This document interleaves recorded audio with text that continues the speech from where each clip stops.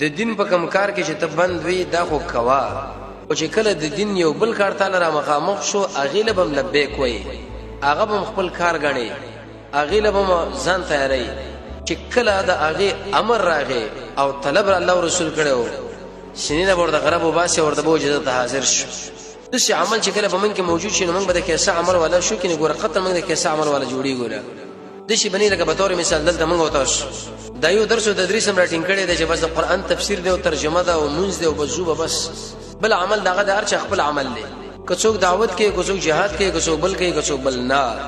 موږ په دې عمل کې بنديو خو کچیرته د هغه عمل وقت راغې اغه له بمزان حاضر کې د شي صفت د شي بزان کې برابر کې او دا ټول کارونه دین د خپل کارونه وګڼل